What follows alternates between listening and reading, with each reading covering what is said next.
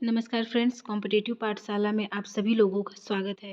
तो आज हम डिस्कस करेंगे हिंदी का एक महत्वपूर्ण चैप्टर काल।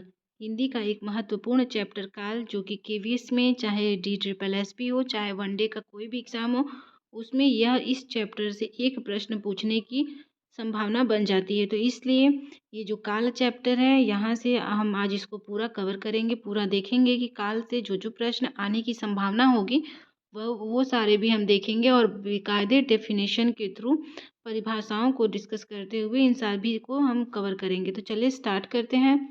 सबसे पहले काल का अर्थ होता है समय। जो काल चैप्टर है, काल है आपका अध्याय, उसमें जो काल का अर्थ है उसका अर्थ होता है कि समय, अर्थात जो समय चल चुका है या फिर चल रहा है या आने वाला है उसी को काल कहते हैं। काल 3 प्रकार के होते हैं: वर्तमान काल, भूतकाल, भविष्यत काल। तो वर्तमान काल, सबसे पहले वर्तमान काल में 5 भेद होते हैं, भूतकाल के 6 भेद होते हैं और भविष्य काल के 3 भेद होते हैं। तो वर्तमान काल में सामान्य वर्तमान, पूर्ण वर्तमान, अपूर्ण वर्तमान या फिर इसी को तात्कालिक वर्तमान कहते हैं, संदिग्ध वर्तमान, संभाव्य वर्तमान। इस प्रकार से भूतकाल में भी इसके जो भूतकाल है उसके 6 भेद होते हैं: सामान्य भूत, पूर्ण भूत, अपूर्ण भूत, संदिग्ध भूत, आसन्न भूत और एक हेतुमत भूतकाल। इस प्रकार से वर्तमान काल के 5 मुख्य भेद और भूतकाल के 6 भेद हमने देखा। आगे है भविष्यत काल के 3 भेद हैं: सामान्य भविष्यत काल, संदिग्ध भविष्यत काल, हेतुमत भविष्यत काल। अब देखते हैं बारी बारी एक एक काल के बारे में। सामान्य वर्तमान काल, जहाँ कोई कार्य सामान्य ढंग से वर्तमान में होता है, जैसे अध्यापक पढ़ाता है, बच्चे पढ़ते हैं, सीता अपना काम करती है, अर्थात जहाँ पर कोई भी कार्य सामान्य ढंग से वर्तमान में ही हो रहा हो वहाँ पे सामान्य वर्तमान होता है। आगे है पूर्ण वर्तमान काल। पूर्ण वर्तमान काल, आगे है पूर्ण वर्तमान काल। यहाँ पर जहाँ पर वर्तमान काल का कोई कार्य पूर्ण होता हुआ प्रतीत हो अथवा पूरा हो गया हो, वहाँ पूर्ण वर्तमान काल होता है। जैसे पिताजी टहलकर आ गए हैं, यहाँ पे पिताजी टहलकर आ गए हैं, तो ये कार्य जो है वो पूर्ण हो रहा है अभी, जैसे ही ये कार्य अभी तुरंत पूर्ण हुआ है, इसलिए पूर्ण वर्तमान काल कहलाता है। अलका अपना निबंध पूरा कर ली है। कोई लड़की है वो अपना निबंध पूरा कर ली है, ये भी आपका तुरंत तत्काल में ही जो है तुरंत कार्य जो है पूर्ण हो रहा है, इसलिए यहाँ पर भी पूर्ण वर्तमान काल होगा। आगे है अपूर्ण वर्तमान काल। अपूर्ण वर्तमान काल का अन्य नाम है तात्कालिक वर्तमान काल। जहाँ वर्तमान काल का कोई कार्य पूरा न होने का संकेत मिले, जहाँ पर पूरा होने का संकेत मिले वहाँ पर पूर्ण वर्तमान काल, और जहाँ पर पूरा होने का संकेत न मिले वहाँ पर अपूर्ण वर्तमान काल होगा। जैसे मैं पढ़ रही हूँ, अभी मेरा जो काम है वो पूरा नहीं हुआ है, तो यहाँ पर ये अपूर्ण वर्तमान है। अध्यापक पढ़ा रहे हैं, ये भी अपूर्ण वर्तमान है। अगर यहीं पे होता कि अध्यापक पढ़ा चुके हैं तो वहाँ पे पूर्ण वर्तमान होता। राधा कमरे में नाच रही है, ये जो है तीनों अपूर्ण वर्तमान काल के एग्जाम्पल है, उदाहरण है।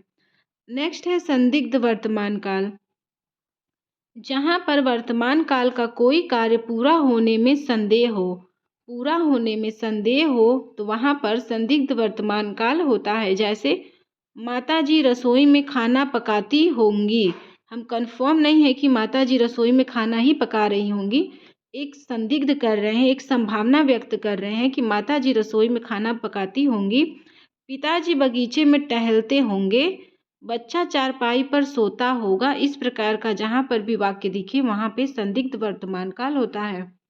आगे है संभाव्य वर्तमान काल। जहाँ पर वर्तमान काल के किसी कार्य अभी अभी पूरा होने की संभावना हो, वहाँ पर जहाँ पर वर्तमान काल के किसी कार्य में अभी अभी पूरा होने की संभावना हो, अभी अभी तुरंत पूरा होने की संभावना हो, वहाँ पर संभाव्य वर्तमान काल होगा। जैसे लगता है पिताजी टहलकर आ गए हैं, लगता है पिताजी टहलकर आ गए हैं। यहाँ पे जो कार्य है वो अभी अभी यानी कि तत्काल पूरा होने की संभावना दिख रही है, इसलिए संभाव्य वर्तमान काल होगा। नौकरानी शायद दरवाजे पर खड़ी है। इस प्रकार के वाक्य जो हैं संभाव्य वर्तमान काल के उदाहरण हैं। जहाँ पर लगता है शायद इस प्रकार के शब्द दिखे, वहाँ पर आप संभाव्य वर्तमान काल लगा सकते हैं।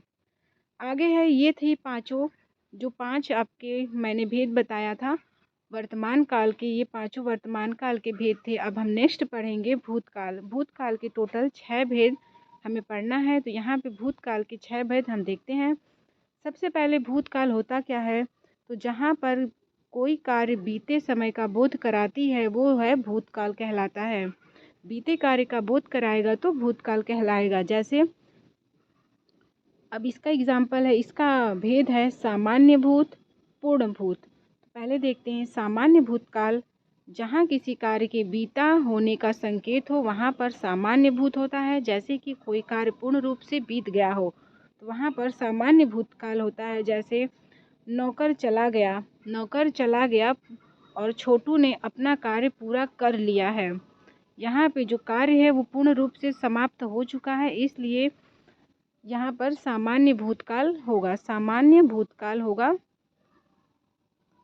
आगे है पूर्ण भूतकाल। जहाँ पर भूतकाल का कोई कार्य बहुत पहले बीत गया हो वहाँ पर पूर्ण भूतकाल होगा। जैसे 15 अगस्त को देश आज़ाद हुआ था, तो ये जो आपका समय है वो काफ़ी ज़्यादा पहले की है। तो बहुत पहले बीते हुए समय का जब बोध हो तो वहाँ पर पूर्ण वर्तमान काल होता है।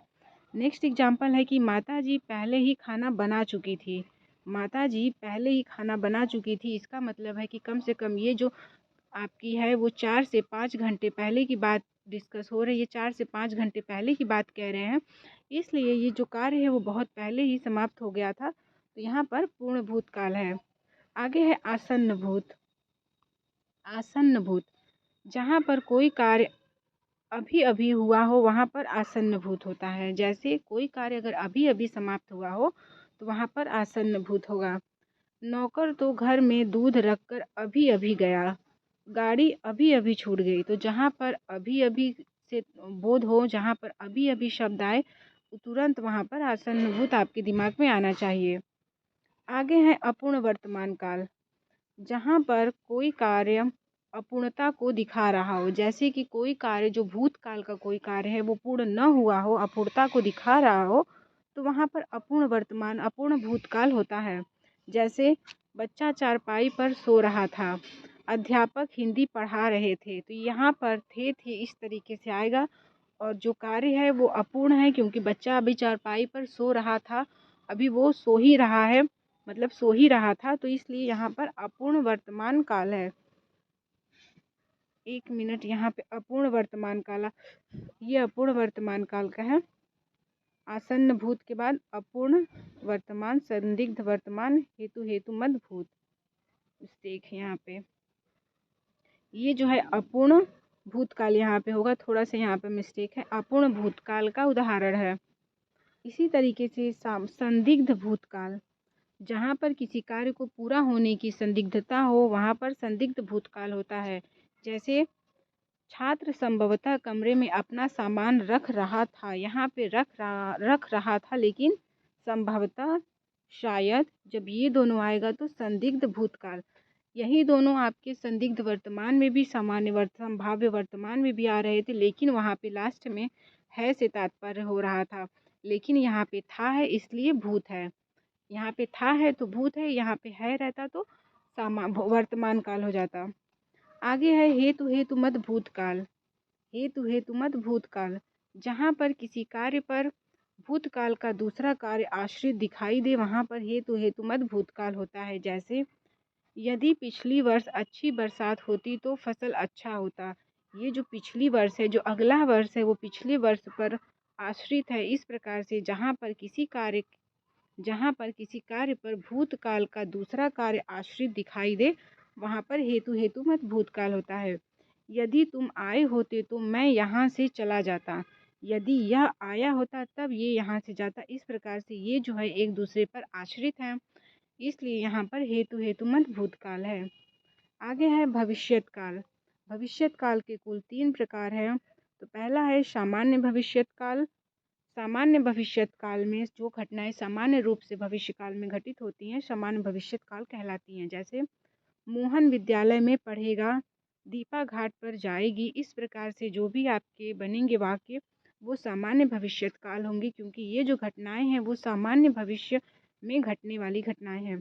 नेक्स्ट है संदिग्ध भविष्यत काल।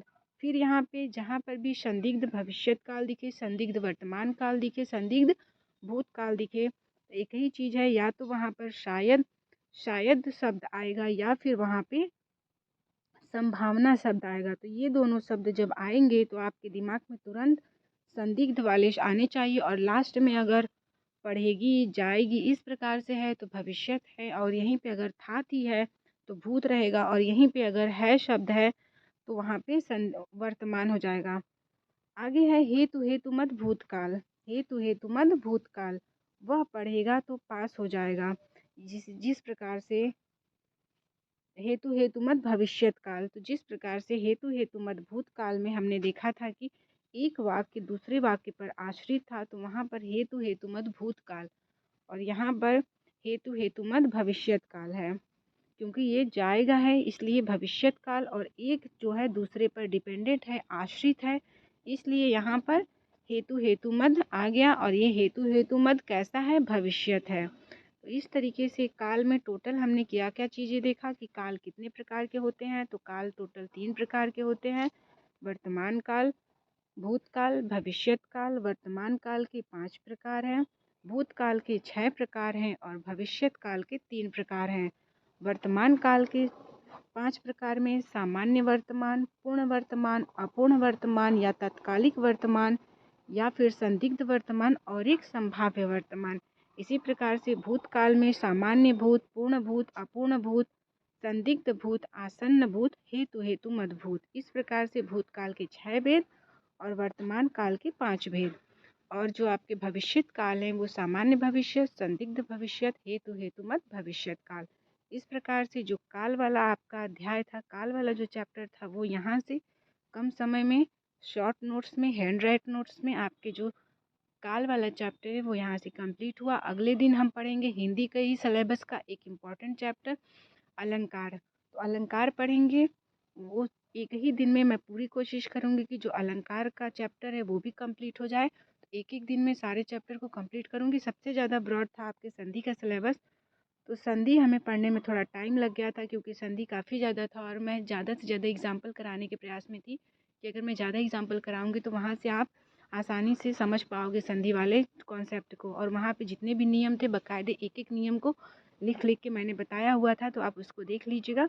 बाकी ये जो वर्तमान का काल वाला अध्याय है, ये काल वाले चैप्टर को आप अच्छे से पढ़ लीजिएगा। 1 या 2 प्रश्न यहाँ से पूछने की संभावना जो है एग्ज़ाम में बन जाती है। बाकी अगर अलंकार का जो चैप्टर है, अलंकार हम पढ़ेंगे कल अच्छे से। अलंकार को भी मैं पूरा हैंड राइट नोट्स के द्वारा ही एक ही क्लास में उसको भी कवर करने का पूरा प्रयास करूँगी, तो आप उसको भी ज़रूर देखिएगा। तब तक के लिए मिलते हैं नेक्स्ट क्लास में, तब तक के लिए बाय बाय।